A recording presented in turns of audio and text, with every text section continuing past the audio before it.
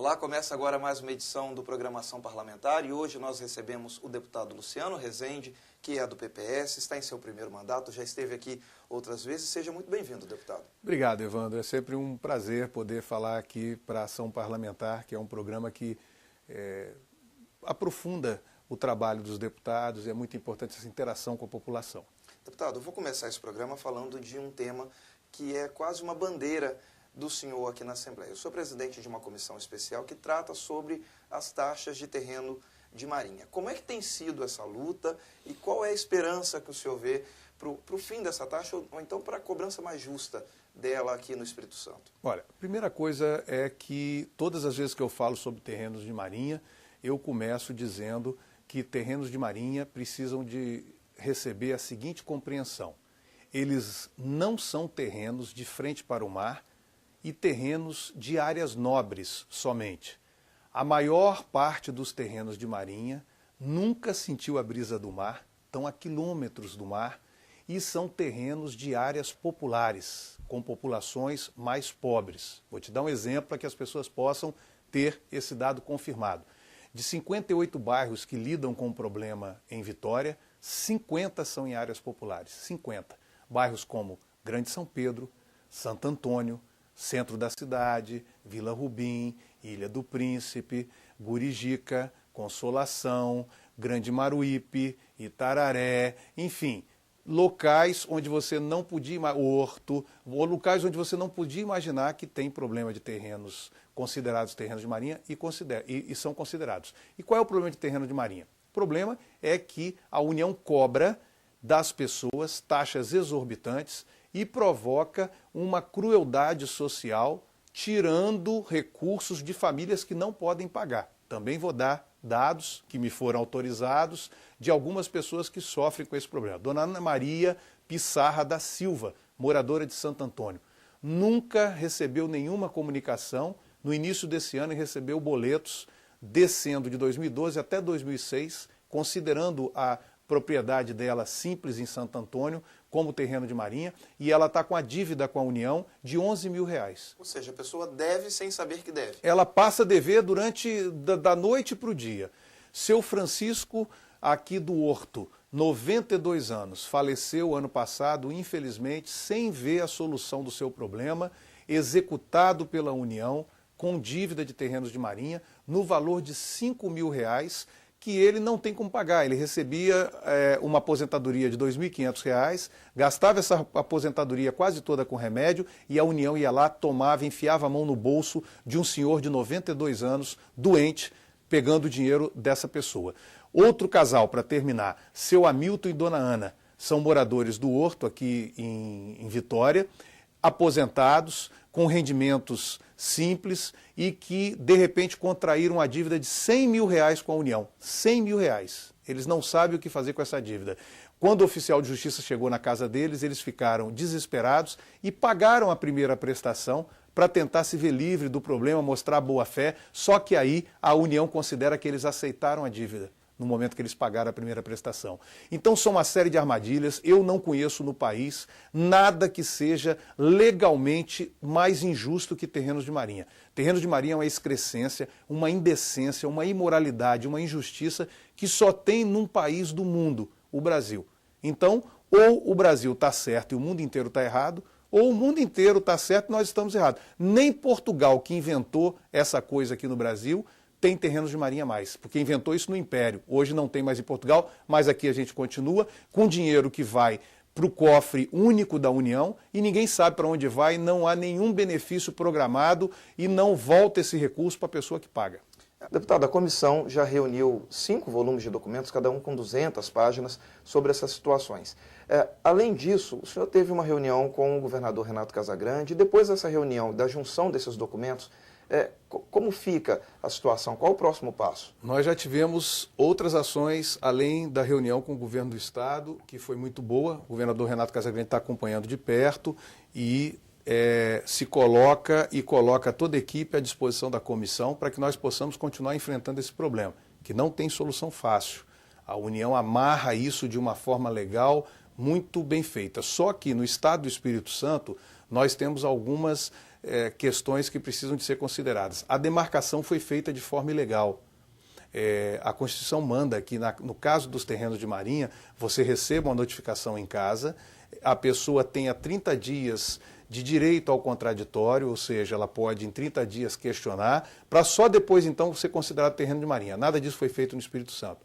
A União por conta própria, a Delegacia, a Superintendência de Patrimônio da União do Espírito Santo, na década de 90, classificou os terrenos por conta própria e fez um monte de bobagem. Existem edifícios que o apartamento, por exemplo, 201 é terreno de marinha e o 301 não é. Quer dizer, no mesmo espaço aéreo, num prédio, um é considerado terreno de marinha, outro não é. Ruas em que uma casa é terreno de marinha, a outra não é, a outra volta a ser terreno de marinha.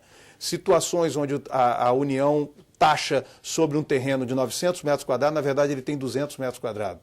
Ou seja, existem inúmeras irregularidades e nós pedimos ao Ministério Público Federal, por conta dessas irregularidades, e enviamos todos esses documentos para interromper a cobrança no Espírito Santo. Então, o procurador Dr. Carlos Fernando Mazocco, que é nosso aliado, é uma pessoa que há muito tempo também luta contra esse problema, está juntando todas as informações e nós esperamos que o Ministério Público Federal peça a interrupção da cobrança no Espírito Santo por fragilidade, tanto na demarcação quanto a situação caótica que se encontra a Superintendência de Patrimônio de União local. Ela não nos informa, nós já pedimos, ela não nos informa quem deve, quanto deve, por que deve à União os terrenos de marinha que são cobrados em Vitória, em Vila Velha, que são os 2 municípios mais atingidos, mas também 12 outros municípios do Espírito Santo. Isso que eu ia perguntar ao senhor, né? Todo mundo, quando fala em taxa de terrenos de marinha, pensa que é apenas em Vitória. Na verdade, você tem situações como em Bom Jesus do Norte, né? Que por conta de estar próximo ao rio, enfim, existe essa situação também, né? Nós temos o problema mais grave em Vitória e Vila Velha, mas os 12 municípios do litoral do Espírito Santo, desde o norte do Espírito Santo até Presidente Kennedy, no extremo sul, eles têm a cobrança de terreno de marinha prevista. E agora a União, como se isso fosse pouco, a União agora avisa que vai demarcar terrenos ao longo do Rio Doce e do rio Itabapuana. Se isso acontecer, aí a tragédia vai para dentro do interior, em municípios bastante distantes do mar, numa legislação que deveria não existir e, muito pelo contrário, ela vai aumentando o número de pessoas atingidas. Deputado, vamos falar um pouquinho sobre saúde agora? O senhor também é membro da Comissão de Saúde aqui da Casa e nós temos um outro problema muito grave, que é a epidemia do crack. Como acabar com essa epidemia, que na verdade é uma doença, né? O viciado em crack, como diminuir isso, como melhorar essa situação degradante, inclusive, das pessoas que fazem uso desse tipo de droga? Bom, nós temos problemas com drogas nas nossas cidades, problemas muito graves e que inclusive atingem a família, a união mais importante que existe na formação de um jovem, que é a sua família. O álcool, por exemplo, é extremamente destruidor dessa estrutura familiar tão necessária para que uma criança e adolescente recebam encaminhamento na vida. Pais alcoólatras, mães alcoólatras abandonam a família e nós temos uma gravidade muito grande com o problema do álcool. Por que o crack é discutido hoje de forma muito cuidadosa? Porque o crack tem uma velocidade de destruição muito maior do que o álcool. O crack faz com a pessoa em semanas aquilo que o álcool leva anos para fazer. Então não é que o álcool é melhor do que o crack. Todas as duas drogas são terríveis. A grande característica que preocupa no crack é a velocidade de destruição do crack.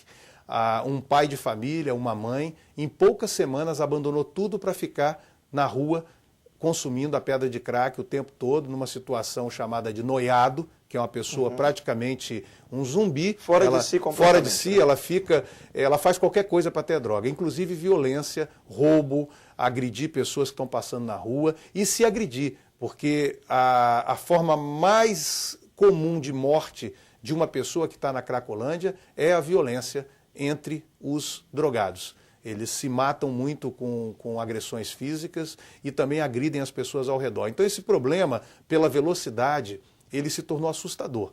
Então é necessário que nós, quando a gente discuta as cidades, nós possamos entrar nesse problema de uma forma mais intensa, né? Nós propusemos ao governo do estado a criação do Serviço Móvel de Atendimento ao Usuário de Crack. Por quê? Antecipando, inclusive, uma iniciativa federal. Não é isso? Nós ficamos muito felizes porque nós propusemos isso ao governo do estado em abril de 2011, em maio de 2011, e no final do ano de 2011, o governo, lá para agosto, o governo federal propôs isso para todo o Brasil.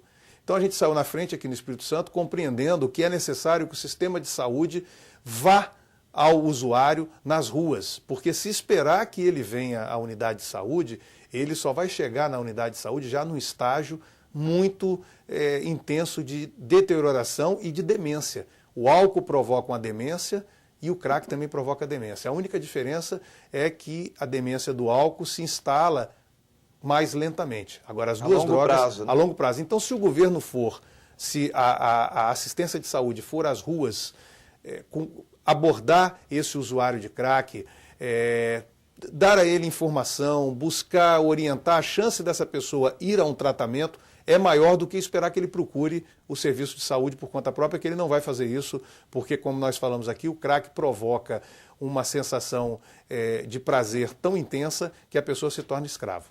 Perfeito. Deputado, eu vou pedir licença ao senhor por um instante só, porque o Ação Parlamentar faz uma rápida parada, mas a gente volta logo depois do intervalo. Até já.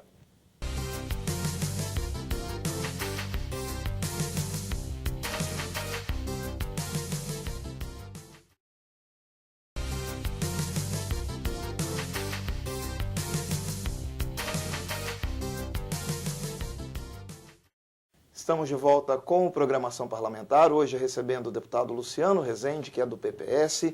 Deputado, a gente falou sobre algumas coisas não tão boas assim no primeiro bloco, mas nesse segundo bloco eu vou começar falando sobre algo que também preocupa os capixabas.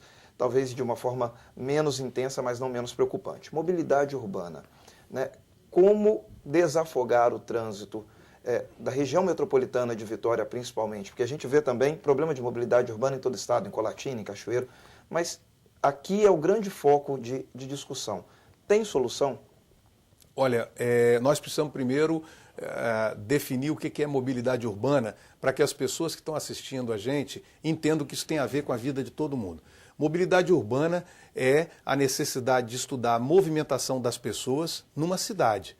Todo mundo sai de casa para ir ao trabalho, para ir à escola ou para fazer alguma coisa de seu interesse. Nesse momento que ele sai de casa, ele precisa de transporte, que é um transporte individual ou um transporte coletivo. O que está acontecendo, principalmente na região metropolitana, na Grande Vitória? Vitória é uma cidade maravilhosa, linda, todos nós amamos Vitória, agora ela é exprimida entre o mar e a montanha. Então nós temos dois grandes eixos de movimentação na cidade. A Avenida Interna, Reta da Penha, que vai para a Avenida Vitória. Entre a Fernando Ferrari e a Avenida Vitória. Fernando Ferrari, Avenida Vitória, Jerônimo Monteiro, aquela parte interna da cidade, e a Beira-Mar, que passa pela Orla de Camburi. Nós temos esses dois eixos só. A cidade, à medida que o número de carros foi aumentando, ela passou a ter um estrangulamento dessa movimentação. E nós temos áreas urbanas ao redor, Vila Velha, Cariacica e Serra, com movimentação intensa para dentro da capital. Então, de manhã, por exemplo, na região da Segunda Ponte, o trânsito para no sentido Cariacica-Vitória. E à tarde para no sentido Vitória-Cariacica. A mesma coisa na Serra. Aquela área da reta do aeroporto, da Fernando Ferrari ali, ligando com a Serra, para de manhã no sentido Vitória e para à tarde no sentido Serra. E nós temos a duplicação da Fernando Ferrari muito importante, mas é preciso duplicar a reta do aeroporto, que é uma obra que o DENIT já está estudando fazer. Porque no momento que a gente duplica, a gente dá mais possibilidade de fluxo de veículos. No caso de Vila Velha, tem relação com a terceira ponte. Também o fluxo de manhã intenso de Vila Velha para Vitória, à tarde intenso de Vitória para Vila Velha. O alargamento da terceira ponte é uma necessidade, já está colocado em discussão. Mas nada disso vai ser suficiente se nós não tivermos um estudo moderno, uma proposta nova para a cidade de Vitória, para a Grande Vitória, de repensar a mobilidade urbana, aquilo que eu falei no início, a forma das pessoas se movimentarem na cidade. Então a gente precisa de pensar em grandes obras, como por exemplo a Quarta Ponte. é absolutamente necessária, de Vila Velha, na região de Grande Santo Antônio, até Cariacica. Nós propusemos ao governo do estado, através de uma emenda parlamentar, a intensificação disso. O governador Renato Casagrande, conversando comigo, se comprometeu a acelerar essas discussões, se comprometeu e cumpriu, porque o projeto executivo da Quarta Ponte já está sendo constituído. Executado. O corredor exclusivo de ônibus, eu discuto isso há muitos anos. Quando havia discussão de metrô na cidade de Vitória, eu já defendi o corredor exclusivo de ônibus, porque é mais barato, mais viável, mais barato e de mais fácil implantação. E aqui em Bogotá, na América Latina, a cidade de Bogotá resolveu o problema do trânsito com um corredor exclusivo de ônibus, de uma forma mais barata e mais rápida. Também precisamos de pensar alguns métodos auxiliares. Por exemplo, o uso intenso de bicicletas. Agora, as pessoas só vão usar bicicletas se elas tiverem ciclovia segura, onde não vão ser atropeladas, se elas tiverem vestiários espalhados pela cidade e se elas tiverem bicicletas disponíveis na cidade para aluguel a preço barato, onde as pessoas possam pegar as bicicletas e deixar em situações variadas na cidade. Isso é uma coisa difícil. Não é não. Várias cidades no mundo estão fazendo isso.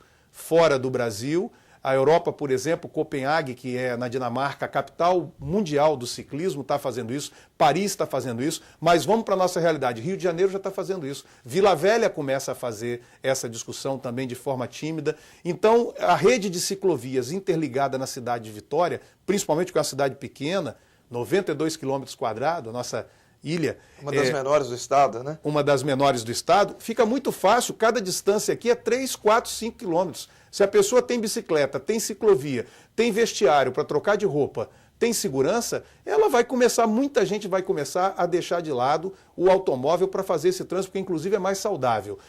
Muitos trabalhadores já fazem isso.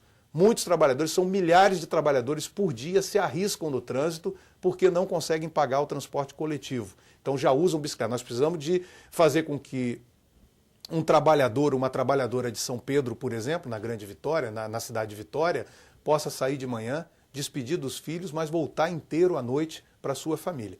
Então é uma crueldade deixar esse trabalhador exposto a ser atropelado quando a cidade poderia facilmente fazer essas redes de ciclovia. Outra questão importante para auxiliar esse transporte é o transporte aquaviário. Deus colocou em Vitória uma pista gratuita, linda, em volta da cidade, que não está sendo utilizada, que é a Baía de Vitória, que passa em toda a ilha.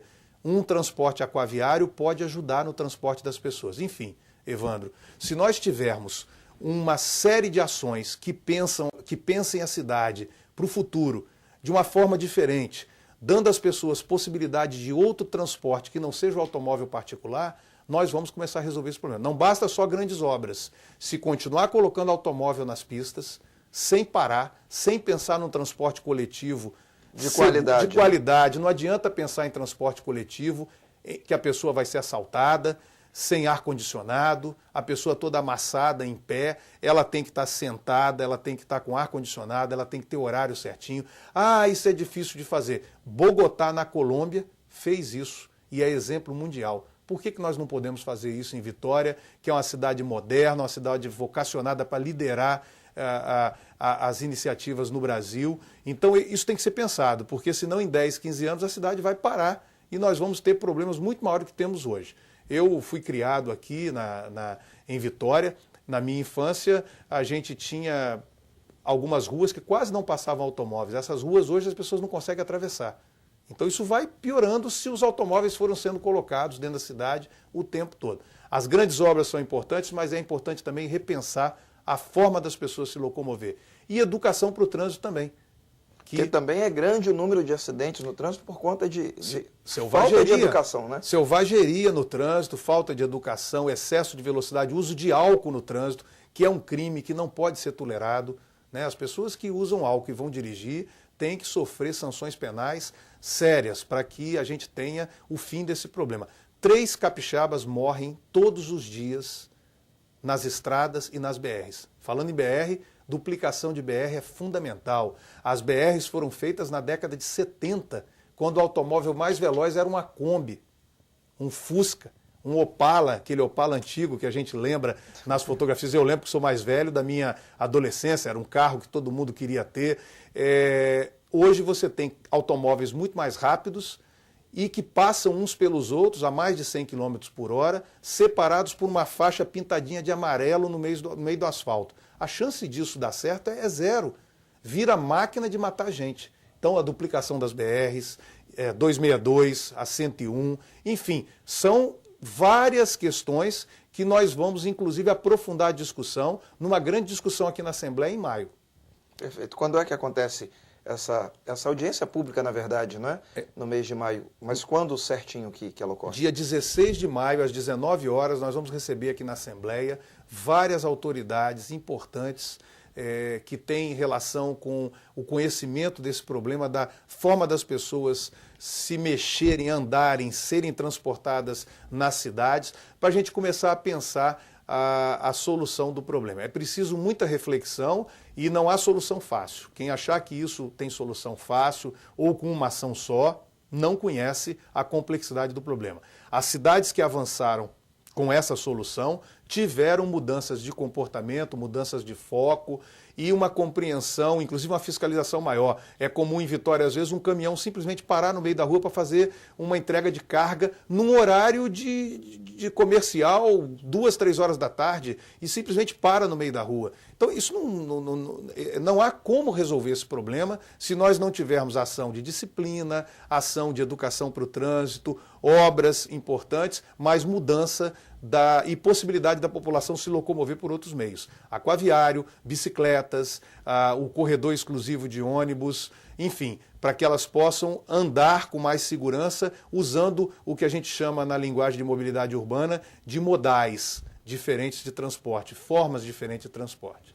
Mudando um pouquinho de tema aqui, para quem não sabe, o deputado, além de deputado, ele é médico, já foi atleta, campeão brasileiro, sul-americano, não é isso, deputado? Isso. De remo, e preocupado também, até porque é presidente da Comissão de Turismo aqui da Casa, e Desporto, com a relação da Copa do Mundo no Brasil e também com as Olimpíadas de 2016 no Rio de Janeiro. O Espírito Santo é um estado colado ao Rio de Janeiro, e isso para as Olimpíadas. Para a Copa do Mundo, também colado no Rio de Janeiro, e colado em Minas, colado na Bahia, que vai receber os grandes jogos. Como é que o Estado pode se preparar e quais as chances da gente receber delegações aqui para esses dois eventos, deputado? Primeiro que nós precisamos de aproveitar essa oportunidade única. Eu digo única porque pelo menos a nossa geração não vai ver de novo uma Copa do Mundo no Brasil, nem uma Olimpíada, e muito menos as duas juntas, que eu acho que isso não acontece. Talvez seja uma experiência quase que única, essa experiência de, com 2 anos de intervalo, o país sediar uma Copa do Mundo e depois uma Olimpíada, Jogos Olímpicos e Jogos Paraolímpicos no Rio de Janeiro. Experiência única quase que no mundo todo, Quase né? que no mundo todo. Eu não me lembro aqui de memória, talvez a memória esteja falhando, mas se isso aconteceu algumas poucas vezes. Então, nós teremos os Jogos Olímpicos em 2016 no Rio, e a Copa do Mundo do Brasil de 2014 com sede principal no Rio e São Paulo, ao lado do Espírito Santo.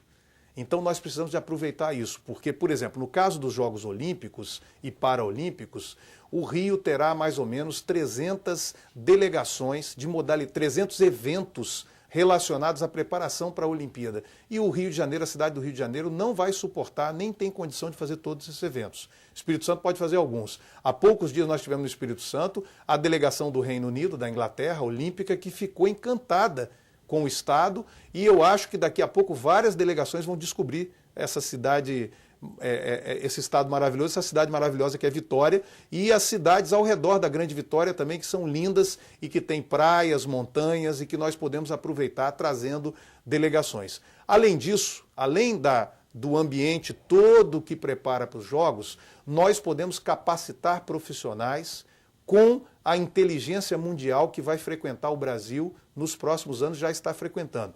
Profissionais de medicina, professores de educação física, nutricionistas, psicólogos, fisioterapeutas, assistentes sociais, as pessoas da tecnologia de informação, internet, televisão, rádio, comunicação, tudo isso vai sofrer uma transformação. Então, nós podemos e devemos, o Espírito Santo, aproveitar esses cursos, essas capacitações, intercâmbios, para fazer a melhoria da capacidade do capixaba aproveitar essas oportunidades de emprego.